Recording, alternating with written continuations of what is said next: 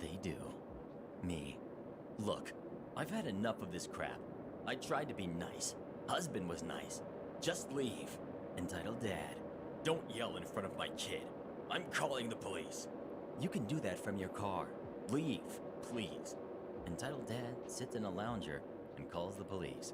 He tells them his spiel about how the Airbnb renters are rude and won't let them swim, yada yada.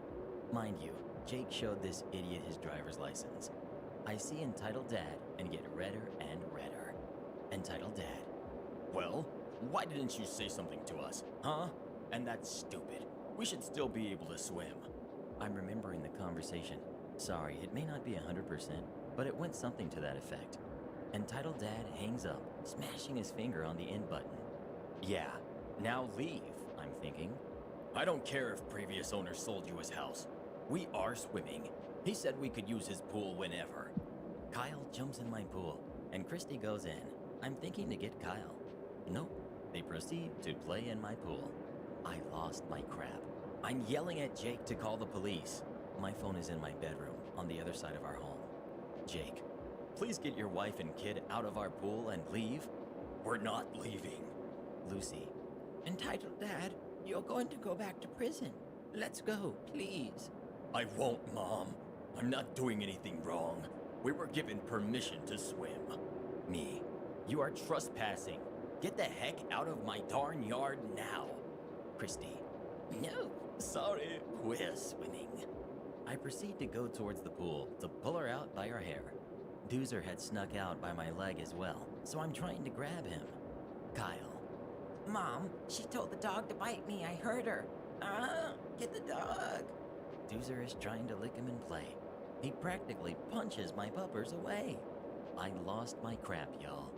Me. Kyle, I'm going to use a wooden spoon on you like your mom and dad should. Kyle screaming at this point. Christy still in my pool. Don't threaten my bubble. I'll mess you up, jerk. Bring it, lady. Get the heck out of my pool and my property now. About this time, we all hear one local PD. Knock, knock, loud. Me. Out back. Entitled Dad rushes Jake out of nowhere and proceeds to try to sock him. Still to this day, no one knows why, but Jake just kind of steps and just clotheslines him. It was hilarious. About this time, I'm thinking, oh God, I gotta get bail money. We're going to jail. Popo comes hauling butt through the garage and side gate. Kane had to unlock it since we have two side gates, and of course, he went to the locked one. Pulls Jake to the side and picks up Entitled Dad and starts to read Jake his rights and was going to cuff him as the other officer saw what had happened. Half of it anyhow. Arizona is a right to stand your ground, right to defend state. They didn't know who was who. Christy, still in my pool. Arrest him. He hit Entitled Dad, threatened Lucy, and she cursed at my side and said she was going to use a spoon on him. Me, being pulled back by police officer 2. Officer 2. Ma'am, calm down before I have to cuff you. To me. Officer 3. Who's the homeowner? Kane. My parents, Jake and OP. Those people are trespassing. Officer 3. What is going on? And everyone needs to calm down or everybody is going to jail tonight. Me. These idiots are trespassing. Officer 3. Ma'am, calm down. Me. These people thought we were trespassing. I tell Officer 3 the whole ordeal.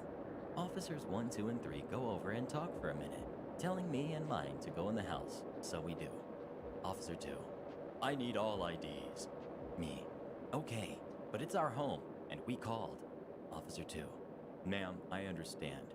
We need to make sure everyone is okay and who they say they are. I know the true reason is they are making sure all of us are who we say we are, as in no warrants and are dangerous. Safety reasons, I totally get it. All IDs are collected. PD 2 and 3 stay with us, while PD 1 goes inside and calls all in. Like I said, we live in a small town that's quiet most times of the year, but busy on holidays, so it takes a few minutes. Officer 1 comes back and tells Officers 2, 3, me and Jake are fine. We're the owners, etc. Officer 1. Christy and Kyle, get out of the pool and gather your things, please, and go out front. Christy. Why? We didn't do anything wrong. In that sickening, whining tone, Woe is me. Officer 1. Ma'am, you are trespassing. I forgot to tell y'all, we have a Ring doorbell system and cameras. Me. Officer 2. By the way, I have video of all of this on my phone if you need it. Very important later. Officer 2. We may need it right now. We are trespassing them and letting the others go. And entitled Dad? Maybe we're checking on some stuff. That is term for he has a record, and we're checking to see if he violated anything. Entitled Dad has been in prison for something small in California. I can't remember what exactly. Anyhow, they trespassed Entitled Dad, Christy, and it was all thanks to Lucy telling Officer 1 the whole thing. Yup, Lucy, the sweet grandma, ratted them out. They leave, and you would think all was good. Nope. Entitled Dad tried suing us for damage and injuries to his neck when Jake clotheslined him. What? Emotional damage? And scaring his kid? Bubble? We weren't worried. We had video footage of the whole ordeal. The arbitrator took one look and told Entitled Dad it wasn't going to go well. Dude still tried. Judge threw it out and told him he's lucky Jake didn't knock him out. No, I'm not sharing the video. Maybe in a few years, and blurred faces, and identifying tats of Entitled Dad and Christie's blurred. Sorry so long, Redditors. I was cleaning out the cloud on my phone and found the video. Thought I'd share, it's funny in retrospect now, but man, I wanted to go crazy on those people. If it's a crappy story, I'm sorry. Next we've got, I got fired and went after the boss's money, hotel, and his marriage. Back when I still was in university, I used to work for a hotel to make ends meet. When I started, the hotel very urgently needed new personnel. So I cut a deal with the old owner about getting to choose and pick shifts, so I could visit my courses and exams. Speaking some extra foreign languages, I also got a little bonus each month on top. The old owner was a great guy. He owned multiple hotels, so I rarely saw him.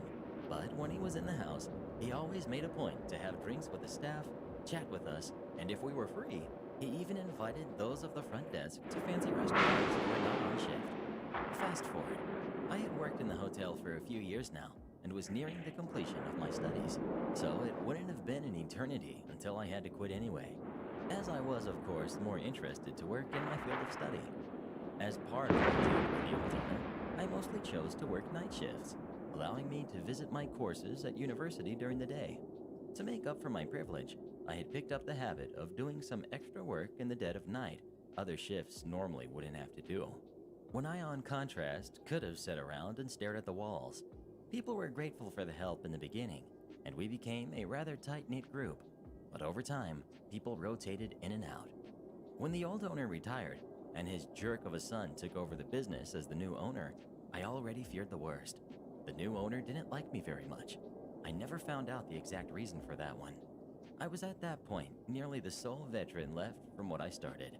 Among the tasks I had taken on was doing light clerical tasks to ease the manager's job in the morning.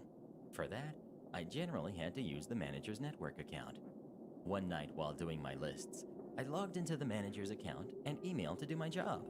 Then I saw an email with my name in the subject line. I know it is not nice to snoop, but of course, I read it. Turns out the new owner wanted to get rid of me.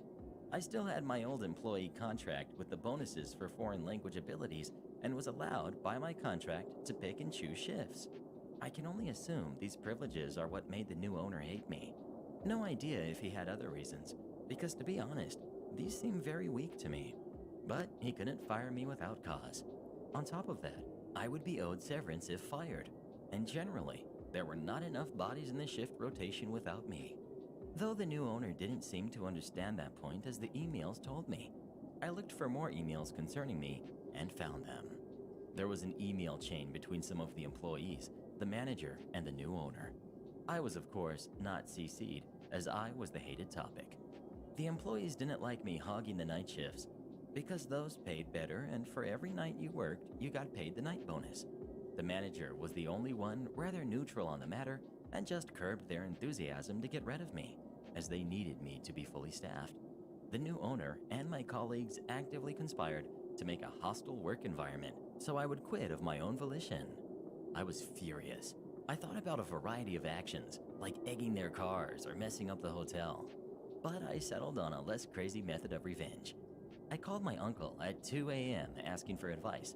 My uncle is a lawyer, so for sake of proof, I forwarded myself all the emails. I made photos, printed them out, made copies, and filmed the whole deal just to be sure. My uncle told me to sit tight and see if things got worse, or if it was just bluster. And so I gave it a few days, and things did take a turn. Snide remarks about my looks, clothing, and so on were only the tip of the iceberg. Some of the colleagues were just as professional as before, but the conspirators always left extra work for me or pawned off crap duties they normally had to do to me. I always kept a spare shirt and suit at work, just to have a change, which suddenly disappeared. One guy even threatened me. I would not give them the satisfaction of saving on the severance or giving in. I am a big boy after all. I did, however, stop doing any extra work I was not obligated to do, which in the end was the reason they used to fire me. They still had to pay me severance. The next day, my uncle, with bundled proof of the email and all documented harassment by my colleagues, served the hotel my lawsuit. It started with wrongful termination and ended with harassment. Reportedly, the manager went white as a sheet when he realized where the emails must have come from.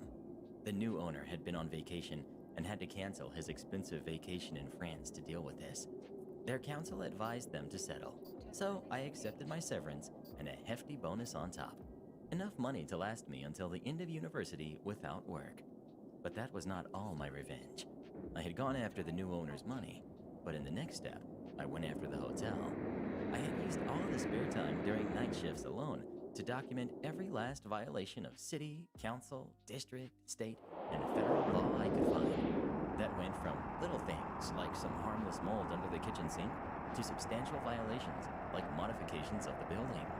The building was under a limited form of historical protection by federal law, on the ground of being built and inhabited by somewhat important historical figures a few hundred years back.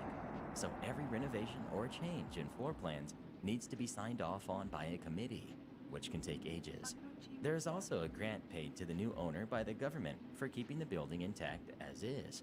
So with my uncle's help, I sent documentation of every violation I could find to the corresponding agency. In 1 month, everything from health, building code, fire safety, to the finance and work police crawled over the hotel. In the end, it was the building and fire inspectors that shut the place down. The new owner had done substantial renovations to the top floor luxury apartments, which he used when he was in town. So he had to pay back the rent, pay fines for unauthorized alterations to the building, endangering his guests because something wasn't built right according to fire code, and had to close down shop until the building was fixed.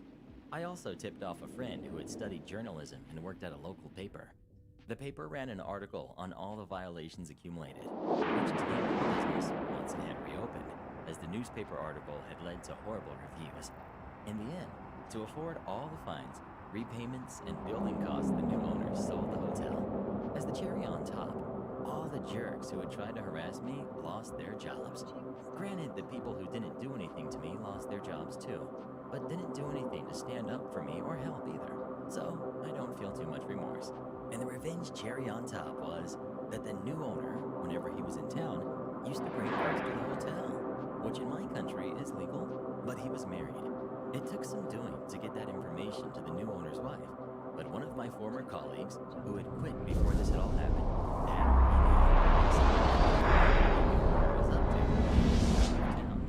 I don't know what exactly happened, but they did divorce in the end. Make of that what you will. Next we've got, your car was towed, and now I'm kicking you out. To set the stage, I work for a shop with a much larger shopping district. Think of your basic strip mall, but in a heavy traffic Florida area. So a ton of people, many of which don't live here, and a heavy security force to keep an eye on them. We don't employ the security directly, but as one of the store tenants, they can answer to us if there is an emergency. Our block of shops has a loading bay behind it, which I personally rarely use for anything other than clocking in and out. Occasionally, people try to park here, despite the fact that there is signage specifically telling them not to do so. Our lots are often packed, and they think they can get away with it. I never complain, but the security will tow them in a heartbeat if they see it. The local tow company probably makes a lot from it, which is where this story starts. I'm exiting for the night, and a guy sees me walking out of one of our back doors. We'll call him Entitled Local. Hey, where the heck is my car? Me. If you can't find your car, security can check the lot for you. No, I parked it here, man. Where the heck is it? If you parked it here, security might have towed it. You towed my car? No, but security might have. Don't pull that crap. I know you work here. I want to talk to a manager. I'm the manager on duty at my store, but I do not work for the district. If you want, I've been coming here for years, and they've never touched my car. This is unacceptable. I expect you to have it returned immediately. I can't untow your car, man. At this point, he became more and more angry, yelling and insulting me, escalating it to the point of threatening to beat me up. As luck would have it, a guard was walking through our lot, so I waved him down. Entitled Local begins to smile, thinking he's finally escalated the problem to somebody else who can return his vehicle. Nope. Security guard. How's it going? Me. Hey, this is the guy who you towed earlier. He's threatening me because of it.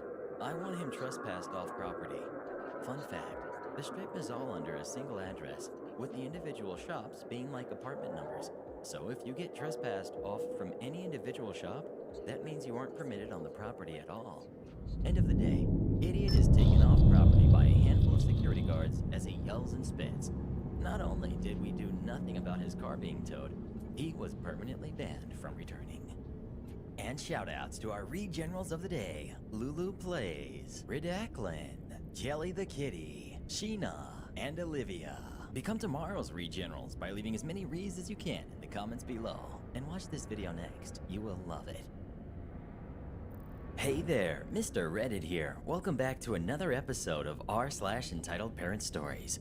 Our first story we'll be reading today: Be a horrible coworker and take from the company? I'll end your career. And after that, the day my homeowners association crumbled. Now Karen promised me if we get 1,000 likes on this video, she won't be a horrible coworker for an entire week. So please smash that like button. And if you're new, subscribe and turn on notifications for new stories from Reddit every single day. And by the way, become an official channel member today, and I'll give you a shout out in an upcoming video.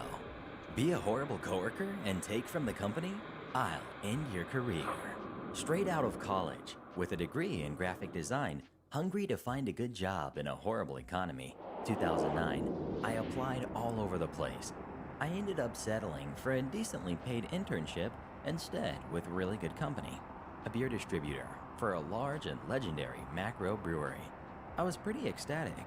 Even if this was a part-time internship, it had great potential to turn into a full-time job. I was hired in to be a graphic designer for their in-house print shop, and I would be working with one other person. This girl, Alice, name changed for anonymity. My first day working, I met Alice, and she seemed really nice, knowledgeable, and passionate about graphic design.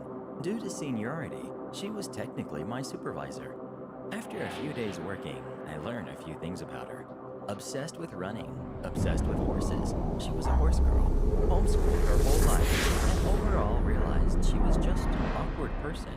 Nothing wrong with that. Some people are awkward. It's okay. But all day, every day, I would hear about running, and she was obsessed with competing with her sister. It's all she talked about. Her obsessions were just draining to hear about some days, but the obsessions come back later in the story. Anyway, I dealt with the awkwardness for a while. I just learned of ways to ignore it. After a couple years is when the real trouble started. By this time, I became a full-time employee, not an intern anymore. We were pretty much equals when it came to rank in the office. Only thing she did more than I did was ordering. She would order ink cartridges for our printers, paper, print heads, etc. That's all she did more than me. She still delegated work, but I didn't mind. At a certain point, I was put in charge of reorganizing our office and helped move everything around with my boss. The catch was that I got to pick where I sat, got to choose my desk and location if I helped move. Alice knew this, didn't care, and said she was too busy to help with the reorganization. I was happy to help. The way our office was organized after the change was she sat in front of me with her back facing me, and I would be all the way in the back of the office by the printers. So basically, I could see everything she was doing on her computer, if I wanted to or cared to. But we always got our work done. browse the web for personal reasons occasionally throughout the day. It wasn't abused by either of us, so no big deal. Like I said, she was my superior, so she would designate jobs. We would get job requests from the salesman, and they would differ in difficulty and time to complete them. Everything was equal. We would bust our butts and have an equal amount of work always, until I went on vacation for a week. I'd go on vacation for that week and come back into the office to see her sitting in my desk. I'm immediately confused. I then notice her computer, picture frames, desk organizer. All her crap is now moved from her desk to mine, and all my stuff is moved to where she was sitting and was thrown everywhere. This jerk literally went through all my stuff, unplugged my computer and everything I had, and switched desks with me while I was on vacation. No text or call, email, or notice about it or why she did it. I look at her and say, what happened to my desk? Alice. Oh, so while you were gone, the printers kept jamming up, and I had to get to them quicker, so I just switched desks with you since your desk is closer. Me. Okay, I don't understand. It's only like a 5-foot difference between your desk and mine. Alice. Yeah, I know, but they were jamming up, and every time they would do that, it would take too long to boot back up and restart everything. Me in my head. Total BS. Yeah, okay. I don't get it, but whatever. I didn't get it. It was really weird, and I was pretty upset. All my stuff was moved and our desks were switched. Not only that, but IT had to get involved to switch our phone numbers to our desk. That took a few days, so I kept getting all her calls and she got mine. It was ridiculous. I didn't care after a few minutes when I saw the pile of work to do for the day. There were jobs backed up, and the whole sales team was asking where their job orders were. Alice kept saying, Oh, it was so busy last week with just me here. Couldn't get it done. so we had to bust our butts and play catch up for a few days. One key part of all this is that we have a printing program that files and filters all the print jobs we send. It has date, time, file name, number of copies, time it took to print, etc. I was curious, so I go back one week to see what she did while I was gone. Absolutely nothing. A couple of the days I was gone, there were only a few files sent to print, and they were projects that would have taken at most 15 minutes apiece to do. Even if the printers were jamming, there is absolutely no way she could have done that little without slacking off the entire time. You can always work on projects or send them to the printer queue to send later. As weeks started to pass after she moved the desks, I noticed productivity started to go way down. Even worse, I started to get a ton of projects sent to me, twice as many as usual. I was at the point there would be days I would stay 2 hours late just to finish things up. Not only that, but Alice worked out a deal with our boss where she could start coming in 1 hour earlier before anyone else is in the office and leave an hour earlier at the end of the day because she had CrossFit and boot camp for running and needed to train for a marathon. That's fine, except she wasn't doing her job. The printing software we used to track everything was showing she actually wasn't doing jack. I don't get how clueless she could be to think she would get away with this either. We can both see every job that is sent, or not sent in this matter, to the printer, showing for every 10 jobs I would send to her 1. Ah, now I know why she moved the desks, so she could be where I was without anyone looking at her screen. I also noticed every time I would get up to go by her to grab something from the printers, she would grab her mouse really fast and click away from whatever website she was on, wasting time instead of doing work. I would also check to see what she did during that hour she would come into work early while no one was here. Nothing. I would look to see what she did during the hour I was gone for lunch. Nothing. So here I am, coming in on time, busting my butt, doing a ton of work, staying late while she would waste an hour in the morning, waste an hour during my lunch, and not even do the bare minimum while there. I had enough. Up until then, I had to put up with her awkwardness, and that's whatever, but I was no longer going to put up with her laziness and poor work ethic. I knew she was going on a long weekend trip in a couple weeks to run a marathon. I started taking screenshots of the print jobs on our system's queue every day at the end of the day, showing what I did and she didn't do. Shows how she slacked off and gave me all the work to do and didn't do anything. It was more than enough proof to show she was abusing company time severely.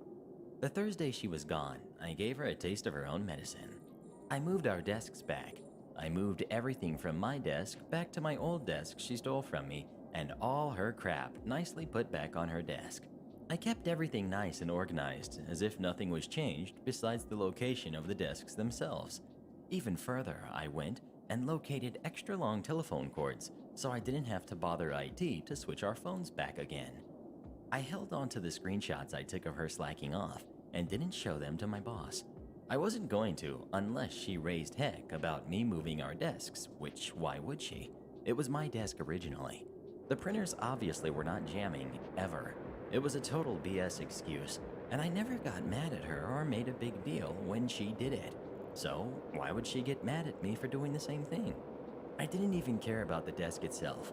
I cared that she was slacking off and not doing her job where she was in a spot no one could keep track of what she was doing. She was supposed to be my superior, someone who can manage and delegate work. Instead, she took advantage of me and the company. I didn't want any huge surprises, so at the end of the work week, I sent her a text. "Hi Alice, just wanted to let you know I ended up moving our desks back to their original location. Figured it wasn't a big deal, but I just wanted my original desk back that I claimed after I was given the option for helping organize everything. Just didn't want you to be surprised on Monday. Have a good weekend." I gave her more of a courtesy than when she did that, so I figured it wouldn't be an issue. There was. I didn't get a response or anything, so I walk in Monday morning after she got back from her long weekend, and I just say hi, walk past her, and go to my reclaimed desk. Me. Not sure if you got my text, but I let you know I moved the desk back to their original spots. Figured the original issue of the printers jamming up was fixed, so I just wanted my original desk back. Alice turns around to look at me, clearly mad. "Yeah, I got your text. By the way, we're going to have a nice long talk with Jim," our boss, name changed for anonymity, "about this." Me. "Okay, what's the issue? I just wanted my desk back. You moved them without even telling me before, and there wasn't an issue. So why are you mad?" "We'll just go talk to Jim about all this." "Sounds good. Let's go." Alice turns back to her computer, then turns back at me again. "Why do you have to be so ornery?" Me. "Ornery?" Alice. "Yes, ornery." "You mean ornery? And if you did intend to call me ornery, I'm not at all. I just moved our desks back, exactly what you did before." She just turned back around and we were called into my boss's office. He clearly didn't give a crap and was just fed up with Alice's BS since this wasn't the first time she brought up a total non-issue to him before. She complained constantly, would bring up nonsense about the office all the time about things that just didn't matter one bit. This was another one. She goes on explaining how I just want to cause issues for no reason. Then Jim asks me, "Well, why did you move the desks anyway?" That's when I whipped out the stack of screenshots showing her lack of work and how I was being overworked and doing the work of two people. He looks over everything and was pretty upset and frustrated. Questioned why this was going on and why the work wasn't delegated properly. He also mentioned he would notice how I would be here late all the time. She had no answers. Alice made up excuses how she was busy placing orders for supplies and doing other projects that were not all printed work that couldn't be tracked. He wasn't having any of it and just said to keep the desk the way they are now and not change anything again. So I got my desk back. Funny enough, now that I could see everything she was doing, all the open jobs were delegated properly. Weird. All the workload was split evenly. Shocker. And all the BS from before stopped. After this fiasco, there were issues upon issues between us. There was a rivalry, and we got along enough to just get the work done, and that's it. I could care less about her. She would be nasty to me all the time, and just say mean comments. Whatever, I could care less. I wanted nothing to do with her. I knew she had poor work ethic, and did what she had to do to keep her job by just the bare minimum to make it seem like she was working. Now remember when I said I worked for a beer distributor? Pretty sweet gig. We got to try a lot of new products we would distribute before they came out, even during work, to a point. Just be responsible doing it. One day, we have a new one outside in the warehouse, and we're able to drink it in the morning. I had a couple, and Alice kept going back for more. I was around her enough times where I could tell she was having too much. When this happened, she would be forgetful and slack off. Another shocker. When lunchtime came around, she barely did anything that day. I went to lunch and came back after an hour. I noticed she was gone already and had gone to lunch before I got back. Looked like she just got up and left. Computer was still logged in, crap all over her desk, half beer sitting there, and probably just didn't care since she was in that lazy state of drinking. I walk up to our normal printer to grab a couple emails I printed out. Not on the expensive HP printers we print banners on, just our normal printers. I notice a couple pieces of paper sitting there under what I had just printed out. I look to see what it is, and it's an invoice from eBay. I didn't think much of it, but I did a double look after noticing one of the pictures is of the ink cartridges we use on our big 36-inch HP printers. These are typically $150 to $200 a toner cartridge, depending on the color, and there were 10 total for each printer when being used. No way, I thought to myself. Is she selling these on eBay and pocketing the money? I look up the seller name on eBay, which was something like Runner's World 347 or something related to running. Red flag. Turns out she has been stealing ink cartridges and selling them online off and on for over 3 years. On one transaction, she made over $1,000 right before Christmas, probably to buy Christmas presents or something. Another was before her marathon she did earlier in my story, probably to pay for that and her trip to go running.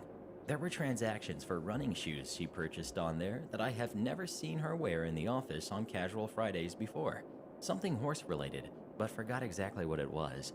It was hard evident she was stealing products from the company and selling them on eBay. Since she did the ordering and inventory of all the printing supplies, she could take advantage of it pretty easily, and she did. How stupid can you be to leave that kind of evidence sitting on a printer? Pro tip: don't get tipsy and print off invoices of stolen property you're selling on eBay and forget about it. I brought up all this information to my boss and showed him exactly what she was doing. He couldn't believe it, and to be honest, I couldn't either. Being a crappy coworker and employee is one thing, but stealing and selling thousands of dollars worth of company property? Really messed up. Jim ended up giving Alice the chance to come clean. He first called me into the office to let me know he will be talking to her and giving her the option to come clean about everything before showing her the evidence against her. I walked back to my desk, and all I remember her asking me is, what's going on? Is everything okay? After she noticed I was called in to talk to Jim. I just shook my head and said, yeah, I don't know. And a second later, she was called into his office. About 5 minutes pass, and I see Alice walk back into the sign shop crying with tears running down her face. Doesn't say anything to me as I watch her start to pack up her belongings in a box. That's when I knew she just got fired. Halfway through packing up, Jim comes by and says, "Are you done yet?" She replies no and starts going on her computer while Jim promptly stops her and says, "No, don't go on your computer. Those privileges are revoked and you cannot be on our computers or network anymore. It's a liability." He allows her to get a couple personal files as he watches her like a hawk. She picks up her box of stuff and is escorted out of the building. Last I ever saw of her, best part of all this, it was done in front of all the sales team and managers, about 20 of them. They all watched this happen and all watched her be escorted out of the building. About 10 minutes of people asking me what happened, I realized 99% of people there absolutely hated her for related reasons revolving around her poor work ethic, nasty attitude, and awkwardness towards everyone. I got a couple slow claps and handshakes too. I was called back into Jim's office a little while later. He explained they confronted her about the theft, gave her the option to confess to everything, and they wouldn't press charges and allow her to resign. She confessed immediately. I ended up getting a raise right then and there, and was promoted to sign shop manager and was put in place of finding a new team member to interview and hire in, and was able to work closely to HR and hiring department to find the right person. Long story short, After that, I stayed for another few months and got a great opportunity at a new job. But I was able to hire in a really good employee that was a quick learner and got her set up to be efficient and get things done. It was almost like a I must go now, my job is done, someone else needs me moment when I left. Turns out she was just a toxic employee to most people well before I started there, but was once untouchable because of her relationship with the manager there. Never knew this, but once they weren't a thing anymore, there was no protection. Next we've got the day my homeowners association crumbled. This happened a few years back. Our homeowners association has always been known to be sneaky and to flat out give false accusations on homeowners, especially in this day with security cameras, and we can pretty easily spot out who the investigators are. Most recently, a homeowner was told she was supposed to get approval before she started re-shingling her roof. The thing is, her roof hasn't been re-shingled in 10 years and she had no plans to do it. Things like that. Call it just a mistake, call it malicious. Well, a few years ago, we had our time to shine. It was a simple morning. I was still temporarily living with my father at the time. Well, one morning we decided to go out to get groceries when we found that his pickup truck had been smashed into.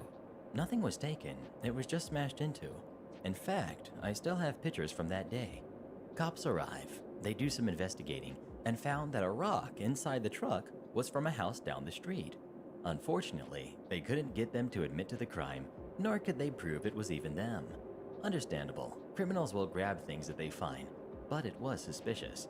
The rock, I should say, was a special kind of rock that no one else in the neighborhood had.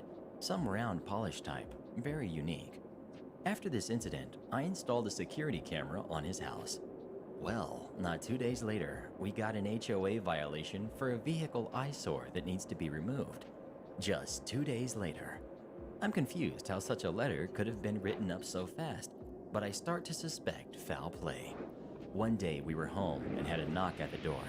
The HOA actually called a code inspection officer. The week hadn't even been over yet, so the parts to fix the truck weren't delivered yet. We weren't paying expedited shipping for damages we didn't cause, and the truck was so old, insurance would probably just total it. The truck is sentimental to him, so he wasn't going to get rid of it. It still ran great. Code inspection tells my father that vehicles which do not run need to be moved. They both stop talking and take a second, and both almost say at the same time, "Don't I know you?" Turns out the code inspection officer went to the same church as my father, and they knew each other. The officer tells my father if he can show the truck starts, he's going to write it up as being in code. My father starts the truck just fine as the engine isn't damaged. He tells him to go on with his day and to have a good one. At this point, we are furious because we are starting to suspect the HOA may have done this, as there's no way they could have possibly known so fast. Unfortunately, our turn of the street had no neighbors with security cameras until I installed one on our house, so it caught nothing specific to our incident. Down the street, these people supposedly broke into a car as well, but the camera on their house was unable to see anything. Dang. Here's where the fun begins. Fast forward a couple months after nothing happened, I decided to install a new dash cam in my car. I found a good one that uses very little power of the battery and can activate if there's any bumps to the car, even if the car is off. It just needs to be wired straight to the battery for this. It's a thinkware. A few days later, we get a violation notice for our mailbox being crooked. It wasn't crooked much, but I do remember it recently having an angle. Odd. I could just fix it. But my car was aiming straight at the mailbox. I'm thinking, no, this couldn't be possible. It only records if there's a bump. I take out the memory card, and apparently I either didn't configure it correctly, but it was recording the whole time. It never went into sleep mode. I watched as the investigator walks up to the mailbox and pushes it crooked, then writes down on his tablet his findings and takes a picture for records. I'm appalled at what I see. I have the proof I need. Now for the revenge. They wanted us to come to the board meeting and present what is going on at our address. We haven't told them yet that we had the pictures, but to summarize real fast how our homeowners association works, the board hires an outside company to do the grunt work. Let's call it Bentry Management. We go to the meeting and sit down. Bentry Management has the one in control of our account, and I swear to you, she looked like a Karen. so the name fits for her. As time goes by in the meeting, we get to discuss what is happening at our house. We present the timelines and tell them about the truck being smashed, and just 2 days later, we get a letter. We ask what dates the investigator was out for that time. Karen refuses to answer it. She argues ignorantly that we should keep better care of our stuff, as if it was our fault. Then comes the mailbox incident. We tell her that we have reasons to believe that the investigator is the one that is causing damages to our property and is harassing us. Karen denies this and says that is impossible, as she knows him personally. Oh, is that so? I ask. She says, yes. Why? I then pull out my laptop out of my book bag that I had been hiding, open it up to the video file already loaded, and show it to the entire board. Enter Exhibit A, I said out loud and played the video. Karen's face is bright red. She says that is not her investigator. I then also pulled out the letter about the mailbox, which was complete with date. It matches the timestamp on the video. She still tries to claim it's not them. No, it's a coincidence. I'm sorry, but you have a vandal and it's not us. It's not? I let the video play, knowing she's falling into a pit hard right now. As the man walks towards my car, you can plain as day see Bentry Management on his shirt. She's no longer red now. She's white as a ghost. The board looks over at her and asks what she has to say about this. Karen is silent and has nothing except a few noises, which I assume was her brain trying to comprehend what just happened. I then proceed to take up a previous case which I happened to remember before we left for the meeting, where we had a grass violation beside our house. Now, this area they were claiming was actually not visible from the sidewalk due to the house shape. I asked point blank, has at any time your investigators walked on our property, illegally trespassing? Knowing as per their rules, they aren't allowed to do that. Karen is visibly shaking now and mutters out, no, of course not, with her head down, unable to maintain eye contact with me. She probably feels that I have more evidence, but unfortunately I didn't.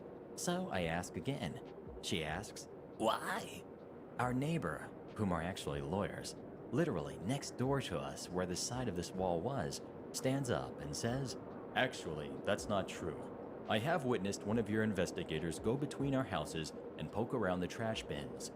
Bingo. I didn't even realize she had this information. I couldn't have asked for more better timing. Karen, at this point, just starts arguing with our neighbors about no proof. The board proceeds to apologize for the incident, and they were going to discuss what is going to happen in the future about this. At that point, the meeting is over. A month passes, and we get a letter that a new person will be in charge for Bentry Management and new investigators. She was fired that night. Since she was fired, my father tells me we only get the occasional blip of errors, but they correct it immediately and don't bother us really anymore. And shoutouts to our Regenerals of the day, Anne Swan, Drake Dillon, Taco Lord, and I'm Shivering. Become tomorrow's Regenerals by leaving as many Rees as you can in the comments below. Let me control your relationship, parts 1 and 2, from user Unsolid Waste. After that, entitled Karen flushed my epilepsy meds, gets jail time, from user Skull Snipe. After that, Karen thinks my tattoo is too offensive, from user Dark. And then we'll be wrapping up with entitled Kid decides to scream at teachers over pretty much everything, from user RS Sheward.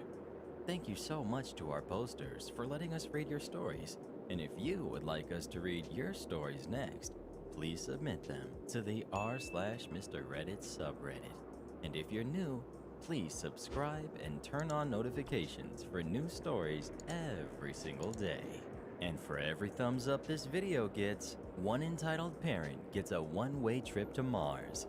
Let me control your relationship. Longtime lurker. Finally decided to post part 1 of the only story I have that fits here. I hope my phone format's right, so sorry if that's irritating. Some background. Fiance, then 21, female, and I, then 25, male. We're just starting to date, and she comes from a super strict family. I mean borderline cult. Father is compared to God. Questioning him is like giving yourself to the devil type deal. No cast intros. You're smart people. Fiance and I go to classes together for like 4 years, both in strong denial of feelings for each other. Her family moves across the nation, US of awesome, and I figure we're never gonna see each other again. We reconnect over a year later and realize feelings never died. She makes the first move and we start dating. Great. 6 months in, we plan a trip for me to visit her for 2 weeks and stay at her place, which she is renting from entitled parents. After plans are set, tickets are paid, and all is green, I get a message. Entitled Dad. Unsolid. I know things work differently in your family, but I expect that you will respect our traditions when you're visiting. I want you to ask my permission before dating my daughter, and I expect that you'll be staying with the rest of us in a house across the city. Me, wanting desperately to be respectful but equal. Well, we did already make our plans and arrangements. There's a place she set up in a separate room from hers. I find that unacceptable. If you're going to sleep in that house, then you'll have to share a room with my son. I would really like to talk this out in person when I'm there in a few weeks, so that we don't assume any tones. No messages back after that. But when I got there, I did eventually bring it up, and the three of us went outside to talk about it all. By then, Fiance had told me about his intentions to take that as my consent to give him control of our relationship, including whether or not we dated at all. I still wanted to be respectful, so I went with what I decided was a good compromise. Entitled Dad. Okay, I'm waiting for you to ask. Me. Okay, I want you to know, I'm not asking your permission out of the same respect you ask of me, sir. Please understand, if I ask for your permission and you refuse, I have no intention of breaking up with my fiancé over that. So to me, it's disrespectful and insulting to ask your permission for something I do not take. However, because I do respect you, I will ask for your blessing and hope that you're okay with us dating. What? No, you don't understand. I'm not asking for you to break up with her. I just want you to submit to me in the decisions you make as a couple, and especially while staying in my house. I'm sorry, sir, but that's not happening. I don't even submit to my dad. I'm not about to start with someone else's. And fiancé is renting that house from you with regular agreement on payments. Fiancé, we talked about this already. We deserve to be the ones making our choices. Entitled Dad, completely ignoring fiancé. You should have asked me before staying in my house with her. I'd rather you were sleeping here and visiting her for a couple of hours after work a few times a week. I'm not asking you to do anything difficult. Just defer to me when making choices in your relationship together. Me, I'm sorry. I paid out of pocket to be here for her birthday. I like you and all, and I'm glad to visit with her, but I'm used to this time with her. I'm not giving that kind of control to anyone. How would your father feel if he heard you saying things like this? He would be happy. He raised his children to be strong and think for themselves. Well, I don't think you understand. I don't necessarily want your submission. I just want fiancé to make the choices I tell her to regarding your relationship. Well, that isn't happening either. You both talked about it already, and she said no. And frankly, I don't want that either. For us to have a healthy relationship, she has to act on her choices. That would be acting on yours.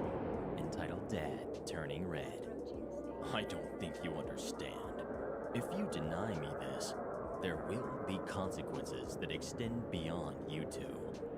Me, I'm sorry, but the answer is no. Your advice and input is still welcome, and we'll consider it when you give it. But ultimately, all choice in our relationship is ours. I'm here to make a healthy relationship with fiancé, not a relationship with you through her. I see. I want you to think carefully before committing to this. Fiancé. We did, separately and together. We're a team, so we need to act like one. We can't be a team if someone else is controlling what we do. After that, we went inside. Part 2 if people ask for it, as this has gotten long.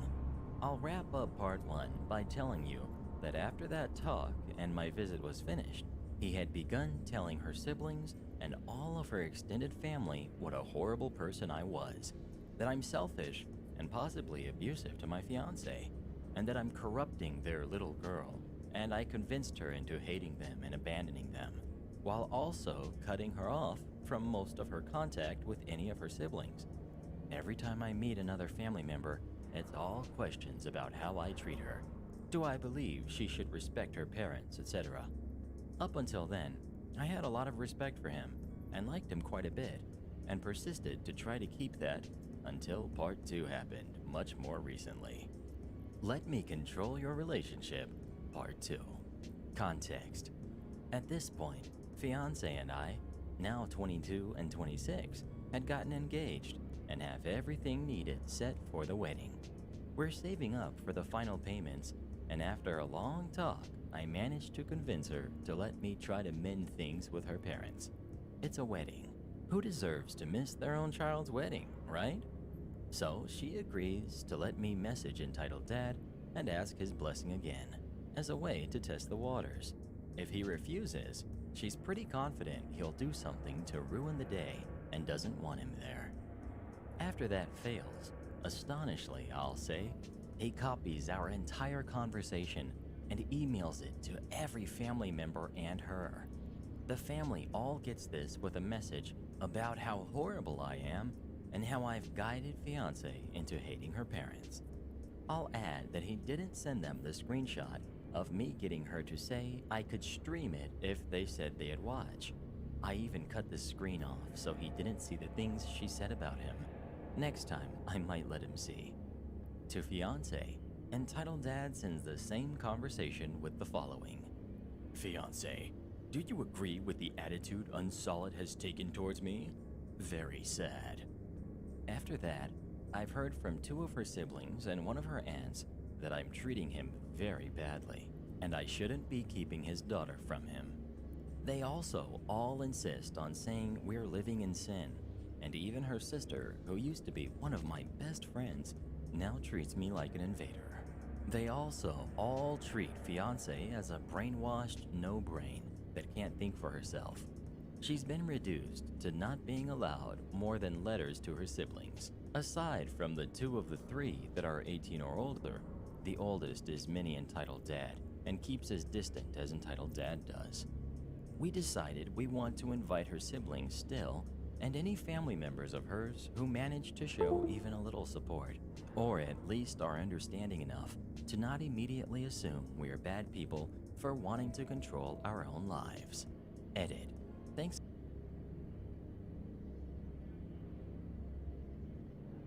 Oh no, I'm gonna die!